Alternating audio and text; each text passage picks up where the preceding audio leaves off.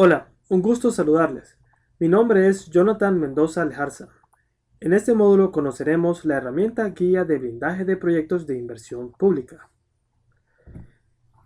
Empezaremos a aplicar criterios y los conocimientos de la gestión de riesgo. Y les sugerimos pausar el video para leer detenidamente las tablas. Esto facilitará comprender cómo se va formulando el análisis. Iniciemos. La herramienta contiene una metodología cuyo propósito es mejorar la formulación de proyectos locales de inversiones sociales o productivas al reducir su vulnerabilidad ante las amenazas de origen natural, socioambiental y socioeconómico. Al planificar un proyecto de inversión pública, se debe buscar reducir el riesgo y su vulnerabilidad al mínimo. Para que la inversión sea lo más sostenible y que cumpla con su vida útil, al efectuar el análisis de riesgo, se deben considerar las opciones orientadas a aminorar el riesgo ocasionados por amenazas, los impactos de cambio climático y la misma variabilidad climática. Por ejemplo, para que el daño en una parcela agroforestal sea el menor posible, en el caso que se presentara cierta amenaza, habrá que fortalecer el sistema completo de la parcela desde el suelo, los cultivos, la infraestructura de riego, entre otras. En el caso de una carretera, para minimizar los efectos de torrenciales de lluvias, se deberá construir un buen drenaje ante amenazas de inundaciones, mediante sistemas de drenaje superficial como canales de agua lluvia, alcantarillas, subdrenajes para contrarrestar el nivel freático. En cuanto a la estabilización de taludes, se puede integrar la protección con mallas de alta resistencia, construcción de bermas, muros de gaviones, estructuras de suelos reforzados, considerar la siembra de vetiver o hasta inclusive el cambio de alineamiento y así sucesivamente.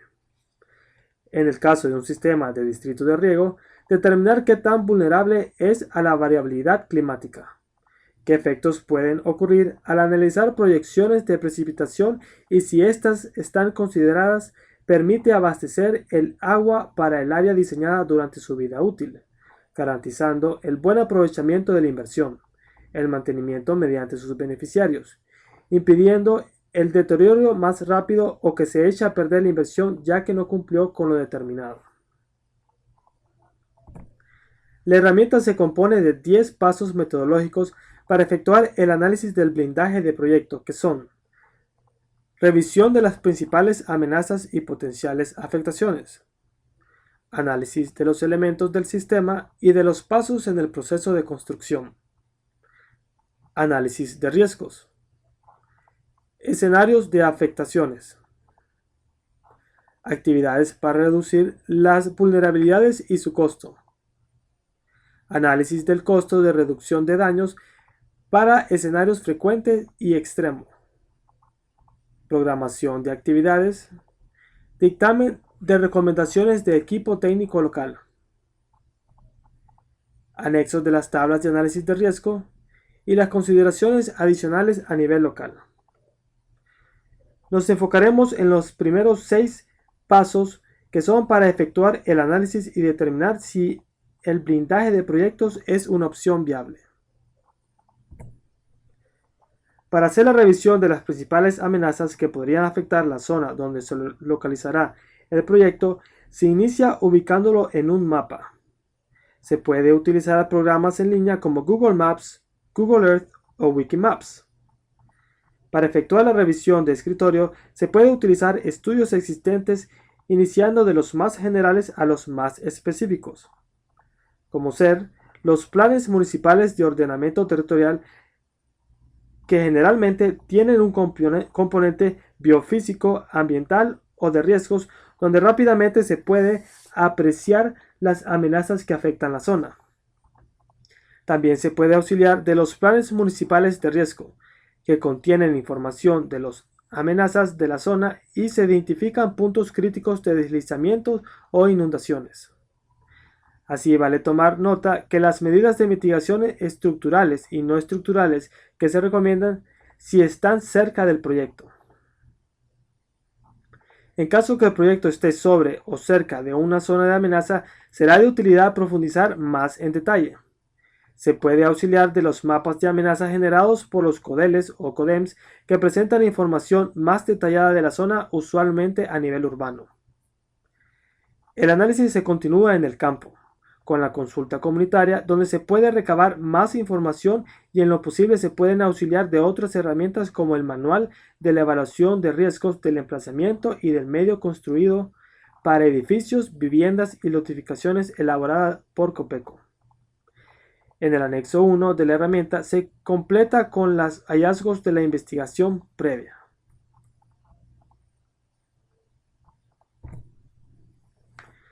Se procede segregando los elementos del sistema existente o por construir. Por ejemplo, en un sistema de abastecimiento de agua contiene los elementos de obra de captación, línea de conducción, desarenador, tanque rompecarga, tanque de abastecimiento de agua, red de distribución y otras. Se estima el costo por cada elemento y la cantidad total de los mismos para determinar el valor global. Luego, identificamos los riesgos asociados. Esto se refiere a las afectaciones que pueden causar amenazas o la misma variabilidad climática. Por ejemplo, la obra de captación puede ser destruida durante la crecida del río.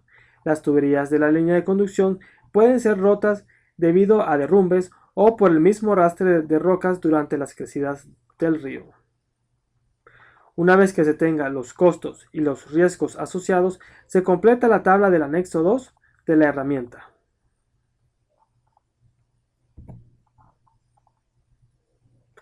Para empezar a efectuar el análisis de riesgo, identificamos qué amenazas han ocurrido o podrían ocurrir en la zona. Hacemos una reflexión de cómo los elementos son afectados por estas amenazas. ¿Cuáles son los elementos más vulnerables o débiles? ¿Qué lo hace vulnerable? Y por último, los daños que se ocasionan por cada elemento. En esta parte se debe considerar si la afectación es de fácil reparación o una destrucción parcial o total. Luego se procede a completar la tabla del anexo 4 de la herramienta.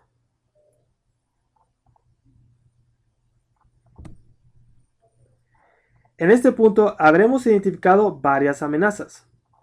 Para enmarcar el escenario de amenazas, seleccionaremos aquellas dos que generen mayores impactos o daños al sistema. Le otorgaremos un porcentaje de daño del elemento total ocasionado por la amenaza durante un evento frecuente o un evento extremo. Nos referimos a un evento frecuente, aquel que se presenta cada 2 o 3 años, y un evento extremo, aquel que es de poca probabilidad que sucede y puede ocurrir cada 10 años. Por simple lógica, el porcentaje de daño asignado en el evento extremo tenderá a ser mayor. Para calcular el costo aproximado de las pérdidas, multiplicamos el porcentaje de daños otorgados por el valor total del elemento. Luego, en el paso 5, identificamos las medidas correctivas con su debido costo. Algunos ejemplos de medidas correctivas pueden ser reforestación de cuencas, proteger la tubería con concreto hidráulico, contra cunetas para las escorrentías, estabilización de taludes, barreras vivas, bordos. De esta manera, tenemos toda la información necesaria para completar la tabla del anexo 5 que se presenta a continuación. Observemos detenidamente esta tabla. Está dividida por el escenario, los elementos dañados, el porcentaje de daños o pérdidas,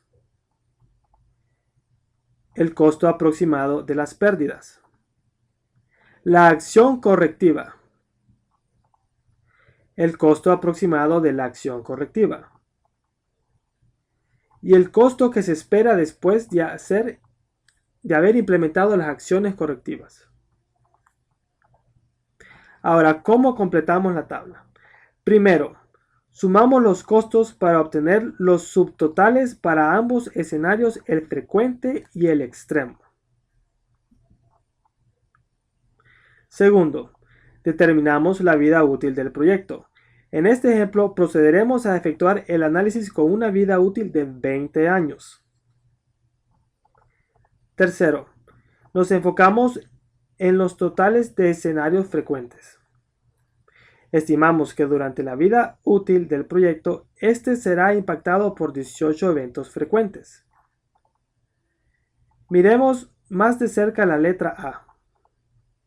Para determinar el costo de las pérdidas, multiplicamos 221.000 por 18, dando como resultado 3.992.400.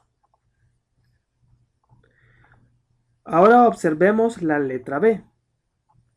Para el costo total de las acciones correctivas, únicamente las sumamos todas. En la letra C, para calcular las pérdidas totales después de las acciones correctivas, multiplicamos 53.000 por 18, que sería igual a 954.000. Cuarto, ahora para calcular los totales en el escenario más extremo de cada 10 años, si la vida útil de nuestro proyecto es de 20 años, esto significa que podría ser impactado en 2 ocasiones. Miremos la letra D. Para determinar el costo total de pérdidas, multiplicamos 2.335.000 por 2, resultando 4.670.000. Ahora en la letra E, para el costo total aproximado de pérdidas después de las acciones correctivas, multiplicamos 131.000 por 2, arrojando el dato de 262.000.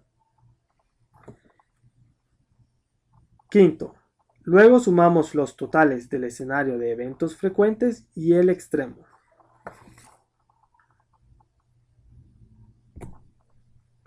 Ahora ya tenemos un panorama más completo de las afectaciones y los costos de los daños. Para efectuar el análisis de costo-beneficio, restamos el costo aproximado de las pérdidas antes de las acciones correctivas, menos el costo aproximado de las pérdidas después de las acciones correctivas. Así obtenemos el valor de la reducción neta de las pérdidas. Esto significa lo que ahorraríamos si implementamos las medidas de mitigación planteadas anteriormente. Para la relación de costo-beneficio, dividimos la reducción neta de pérdidas entre el costo de las acciones correctivas. Si la relación es mayor que 4, significa que efectuar el blindaje es factible. Luego, para calcular el porcentaje de costo de la acción correctiva, dividimos el costo de las acciones correctivas entre el costo total del proyecto. Si el valor es menor que el 15%, resulta viable